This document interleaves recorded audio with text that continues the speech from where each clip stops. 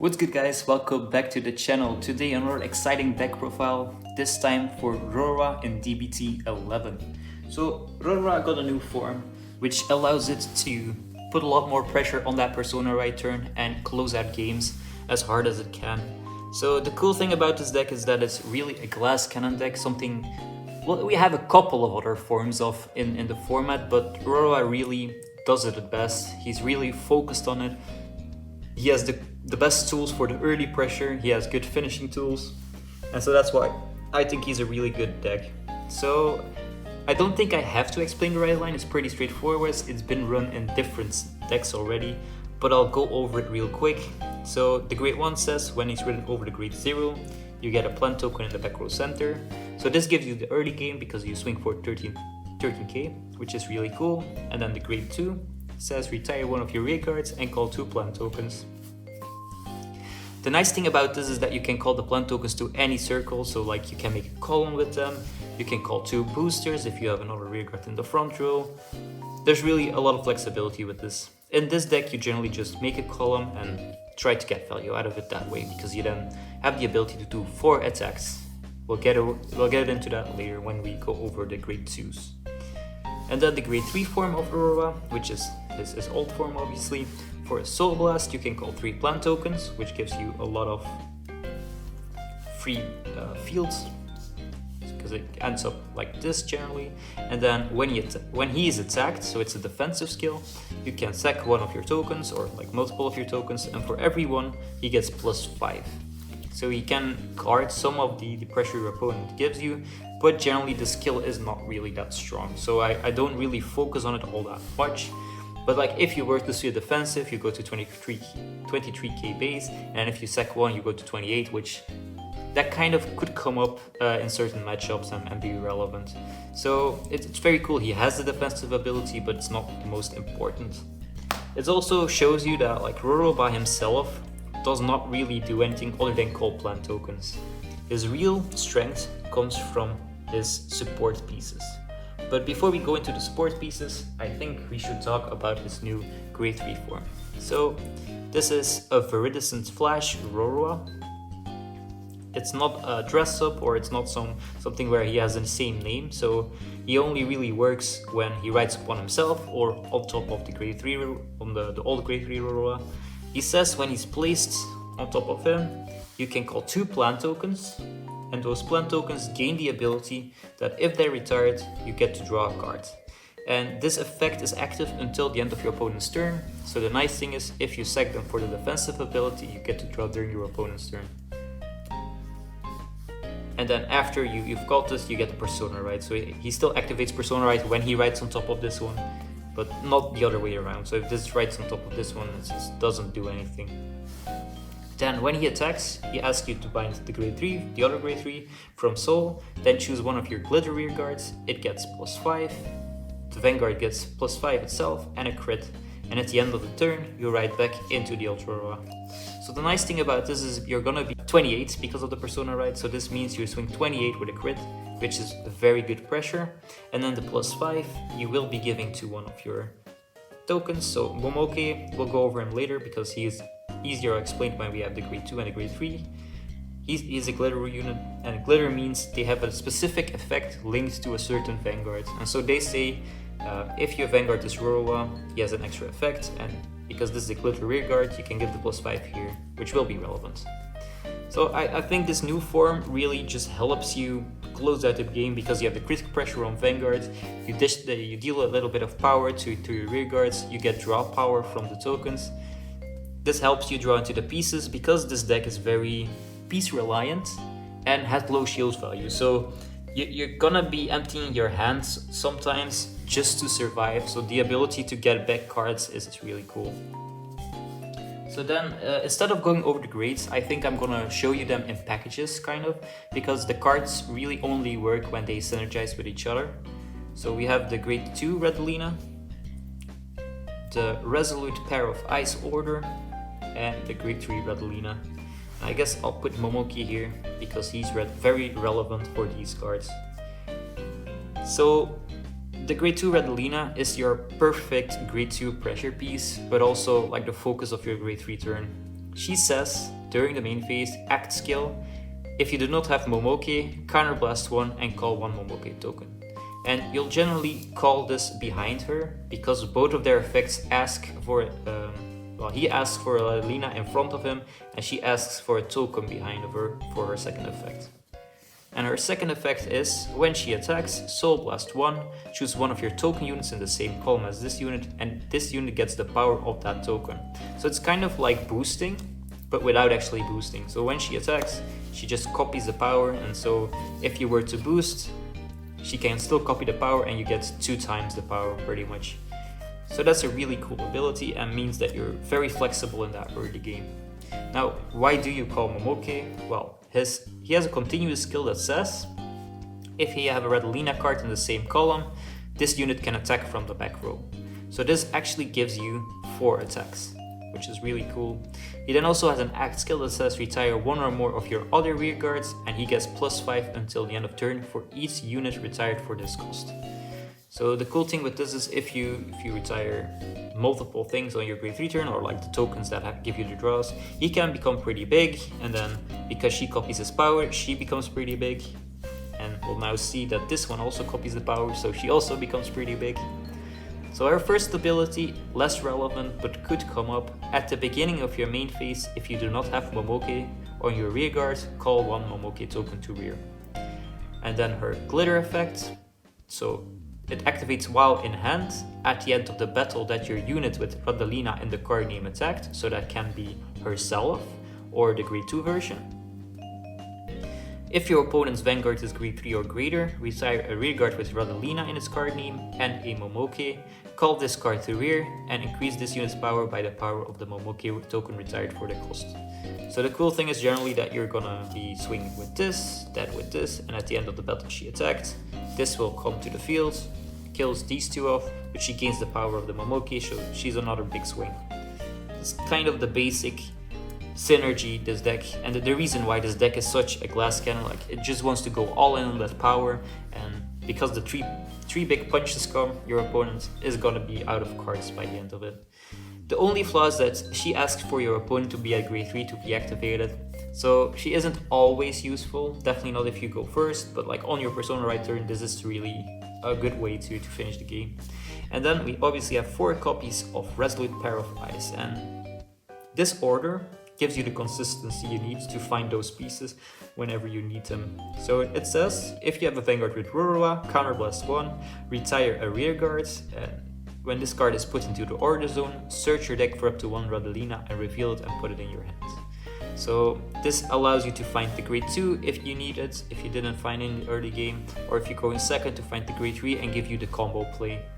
It also has a second effect because it's a set order. During your turn, if you have a vanguard with Rorowa in its card name, all of your back row tokens get +5. And so Momoki is also a token unit, which means he also gets +5, so it's a 10k when this has been activated. And this is actually relevant for the power, because I said he retires other units to gain power, but that's a once per turn ability. So generally your field is gonna look a bit like this, where you have the vanguard here, and then at most you'll have 3 tokens that are capable of being retired. So if you retire all 3 tokens, he gets +15. If you've then activated this order, he goes to +20, which means he's 25, and if you're going first, 25 against the 10k vanguard is a perfect number, because they'll have to guard with 20k shield, which that means already 2 cards from their hand, or they need to have a front trigger in hand.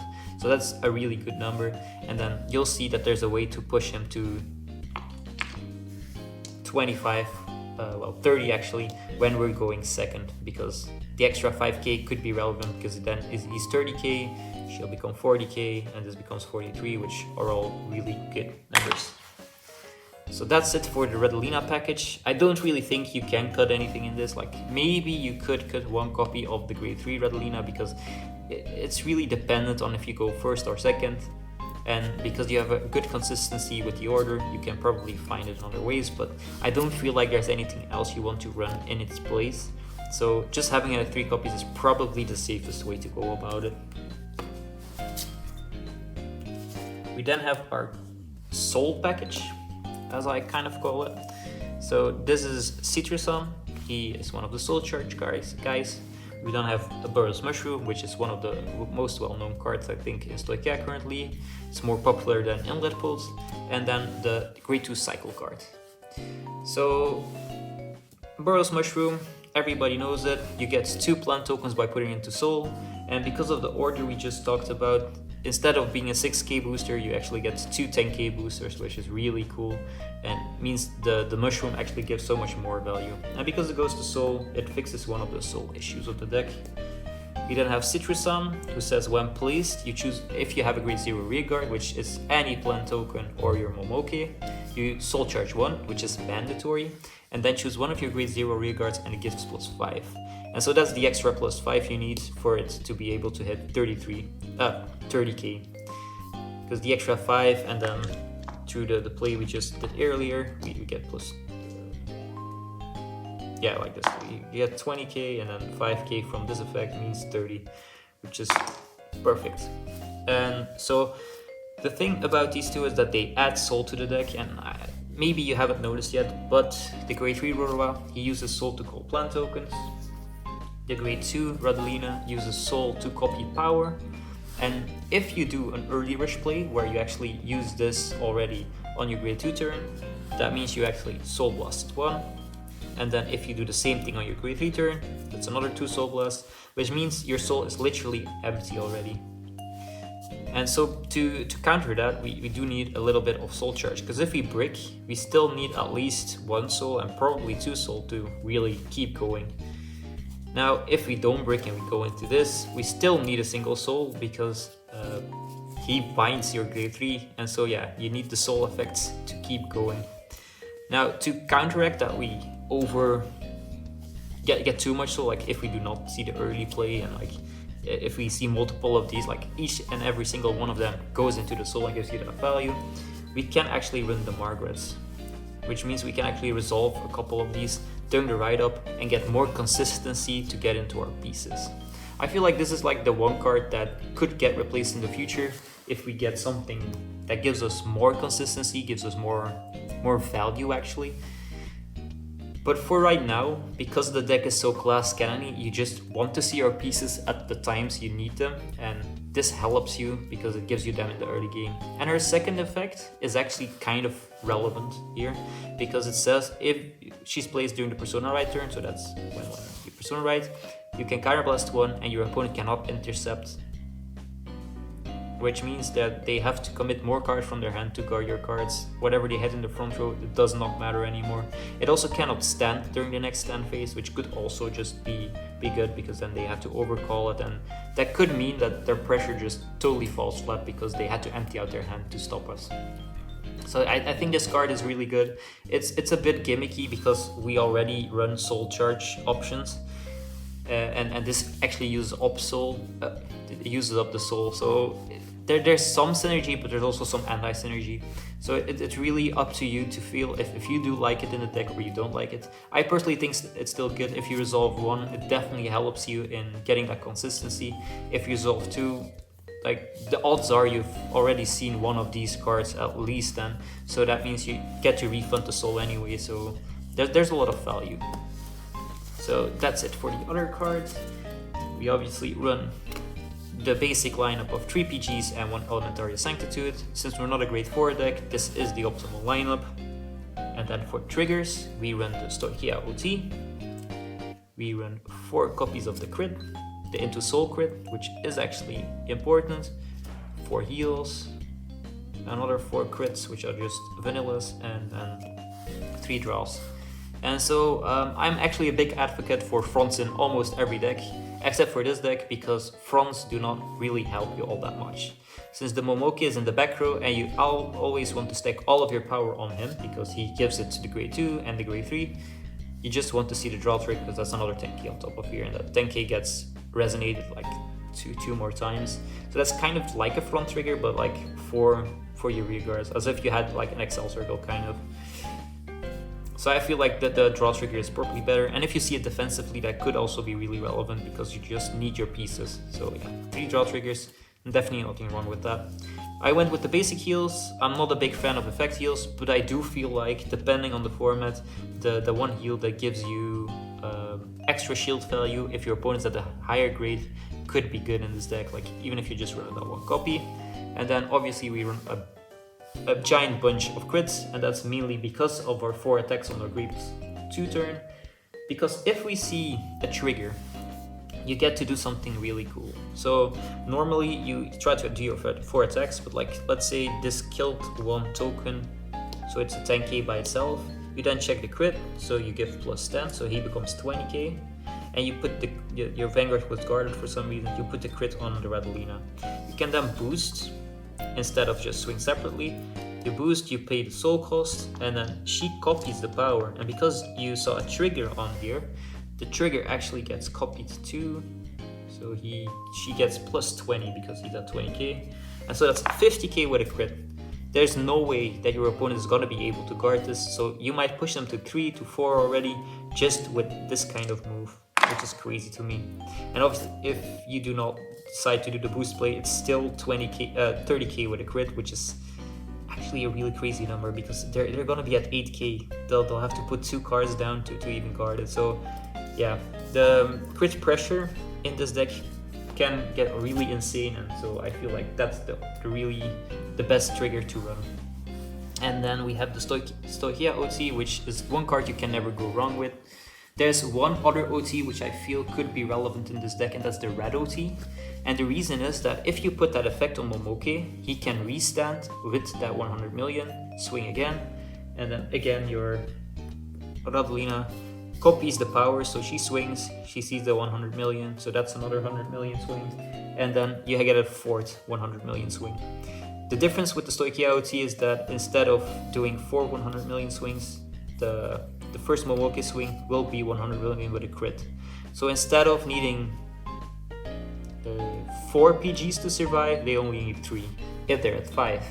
And if they're at 4, then that's where the difference comes in. That this first swing, which is 100 million with a crit, like they'll have to PG it, but then the second one they can easily fake, and so the third one is gotta be PG'd. So it's only 2 PGs in this case, where if your opponent, if you check the Red OT, like this will put him to 5, and then you'll have this restand, so this is 3 PGs actually, if you check the Red OT. So there's a small difference there, and I feel like you can totally experiment with it, but I actually don't have a Red OT, so I defaulted to the Stoichia OT, and I think it definitely does the same role. It being able to heal and draw and give a front throw plus 10 just also means that the power on average is gonna be pretty good anyway, so it's very hard to say if one OT is that much stronger than another one. Definitely because of the Stoichia OT being so generically good. So I think those are really the things to say about the triggers. There's one more thing I just noticed that's really important to say, is the into soul crits. I think most decks don't really benefit from them, but this deck does because of the soul costs. And there's one very specific thing that's good, but like it barely ever comes up, and that's the idea that where if you do this, like you didn't have any soul left, so you boost it with her, she goes into soul, you give the power to the Momoke, and like 7k doesn't matter, right? But because you boost, you copy the power, you soul blast one, she now gets the plus 7, and plus 7 means that you'll hit a just above a magic number, so she becomes 17 plus 7, which is 24, and so the 2k actually became a 4k boost, and did put some effort into making that power relevant. So there's one really small synergy which is cool, and it also just fixes the soul issue. So I think this is one of the few decks where you just really want to run this card. Alright, and that's it for the main deck. I'll now go into a combo turn for if we're going first on our grade 2 turn, and then our grade 3 turn I will do a mix of like what you do on grade 2 and well, if your opponent's grade 2 or if your opponent's grade 3, like the small changes you can make. I don't think I have to go into the Persona right turn, it's pretty much the same. You just try to get as much value as you can, but one of the things that is, often your opponent's gonna be at 5 already if you Persona right, so like most of your pressure just is enough to finish anyway. Alright, as for our grade 2 turn, so we'll ride up by using discarding Margaret. We'll go we'll go into the grade 2. We'll first resolve Margaret's effect, soul blasting a card. This bot decks itself, and we draw a card. Then the effect of Rorowa activates, killing off the plant token and allowing us to call 2 new plant tokens. And so where you call the plant tokens is very dependent on your hand. So if you see you have the Radylina play available, you may just want to consider calling a plant token behind Vanguard and doing 3 attacks that way. But if you do not have if you do have mushies down on hand or something else that could make a very cool column, you probably just call a column instead. So you get value that way. Like, it really does not matter how you do it, but like there's different ways to fill your fields and get a lot of value out of it. I do notice now that we should have taken a single damage, because otherwise we're not going to be able to do our big thing. And so yeah, but let's just say we call it like this. We then call our Radylina for a counterblast. We get our Moki token, and now Momoki's effect can activate, and I will decide to sack a single token for his effect, which causes him to become 10k.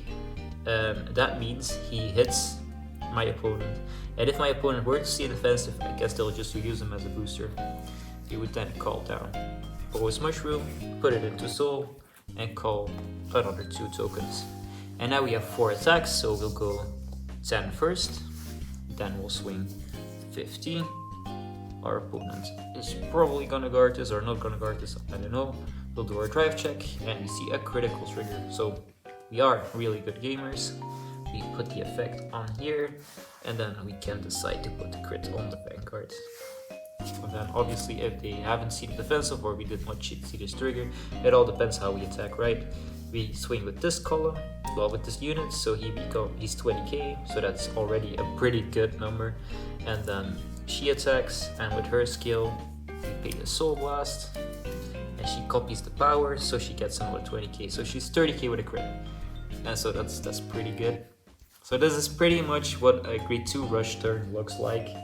There's variations where you instead call the Citruson, and like, even if you do not get all of these plant tokens, like if you're just doing it like this, you still get a lot of value.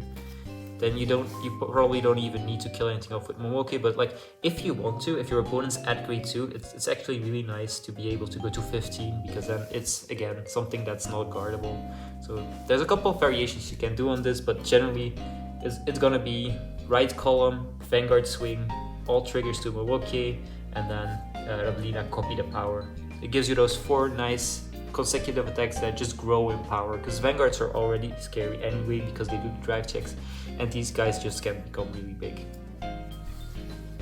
Alright, so now we'll right into our grade 3 turn. And so we'll again ditch Margaret, we'll right into grade 3 Rorowa, we'll use her effect, Soul Blasting 1, off-decking her, and drawing cards. And so now there's actually a small thing you have to consider. So if you're going first, you can actually play with less strong rear guards to keep more tokens on your field, and the reason for that is because of the defensive skill. You kind of just like having as many tokens on the board as you can. If you're going second, your opponent's gonna be at 13k, so making a 15k column is kind of sad, and so you're gonna try to make an 18k column instead.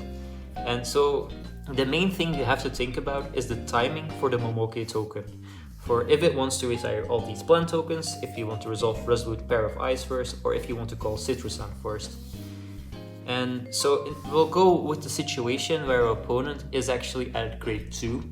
So we're gonna keep the tokens on board instead of the situation where we want to have Citruson on board to become a good attacker. And so if that's the case, we will go first and resolve Resolute Pair of Eyes before we resolve Momoki. Otherwise, we would have resolved Momoki first, then went into Rorowa, make the plant tokens, kill off one of the plant tokens with Resolute Pair of Eyes, and then call Citruson. So yeah, we activate Resolute Pair of Eyes, killing off one of our plant tokens, paying a counterblast, and searching our deck for Radylina. And whether or not you pick up grade 3 or grade 2 Radylina is based on whether you go first or second again, because she only works if you go second. So if your opponent's at grade 3, you add her. If your opponent's still at grade 2, you probably add grade 2 Radylina just because she has shield value, because you're gonna have a hard time surviving generally. So any amount of shield value you can add to your hand is generally better than getting those shield plus cards to your hand you can't really use for anything. So like if you go second, you add this, otherwise you add this. I will keep it in my hand for now just to show you like what the numbers would be if you're lucky, because that's just really cool to show off anyway. So now this effect is active, means that all of our rear guards in the back row that are tokens get plus 5k. So the first plus 5 has been added. We then call Citrus on, and so with his effect we have a grade 0 rear guard, so we're forced to soul charge, and we can get plus 5 again to Momoki. Now Momoki will trigger his effect, killing off all of these rear guards, and that means he gets another plus 15. And so we'll change this to 2 and a 5 on top. So now he's 30k, which means he hits for perfect numbers. We then activate our Vanguard's effect, Soul Blasting 1, to build a field of tokens. And because of the order, all of those tokens also get the plus 5. So this actually becomes a 15k column, which is perfect against a grade 2 Vanguard who's 10k. And now we can go into our attacks. So we'll first go with this one, so that's 15. We'll then go with this, which is 23 Twin Drive, which is first check, critical trigger, because we're such good players. You obviously put the power here, and if they didn't guard the Vanguards, you can definitely put it on Vanguard, and otherwise I think you either put it on Momoki or Radylina based on how much damage they're gonna take. Like if they were to go up to, or if they're at 4, you probably just want to put it on the Momoki already, unless you know that they don't have a PG, and then you might just go and put it on Radylina and make that column swing for crazy numbers. So that's really dependent on what you feel. And then the second check, it's a heal trigger, so we're really gaming.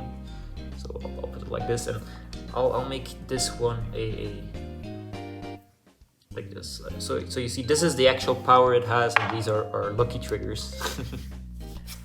So that's that. Then this one swings, and so he would be 30 by himself, which if your opponent's at grade 2, they didn't see defensive, that's 25k shield you have to drop, which is really hard. That's 2 triggers. It's unlikely they'll have this much shield value, but because we were super lucky, we got another 2 triggers on top of there, so that's 50k Momoki. That's a real number. And then we swing with this one, we Soul Blast, our final soul. And so this one gets the power of the Momoki, which is straight up plus 50, so she becomes 60k. So you can see, like, if you're really lucky with triggers, and like this could be the lethal swing, instead of just swinging separate, you might as well just swing like this, give the 5, and so this is 60 plus 50, which is 110. Yeah, there is no way to guard this except for a PG, so do with that information what you want. And then at the end of the battle she attacked. If your opponent were to be a grade 3, you can kill it and make another attack with the Radylina, who would also get plus 50, so she would be 63. And the cool thing about this card is that your opponent is always going to be scary you have it on hand, because if they know your deck, they know you can do this play, but that doesn't mean you always have the ability to do this play, because if you don't have her in hand, you can't resolve it, but they don't know that. So it's something really cool that it creates this certain kind of fear that, oh yeah, I'm not going to be able to guard that swing, so I'll have to take this one even though you do not have this in your hand. So there's this really cool dynamic there. So I think this really shows off what Rorowa can do. It's a bit glass cannon-y, as you see. Like we do not really get that many cards in hand, because we added one with the order, and then we have our Twin Drive, and this was our draw from the cycle card. So outside of that, we get a really low hand size, but we do have a bunch of tokens we can now retire. We have an intercept available, and if we go into this guy next turn, we definitely have a way to finish the game. So I really like what Rorowa is doing this format, and I hope you are excited to build and play this deck as well. And if you have any tips for me, any more ideas on how you like to build this deck and how you're experimenting with this, please share them down below in the comments. I would love to hear and read what crazy ideas we can put into Rorowa, as it feels like it's a very sturdy deck with the cards you have to run, but there's still a couple of slots that we can play around with, like the Margaret, the Citrus Sun, and the Mushies. But with that being said, I'm gonna tune out. See you in the next one. Bye!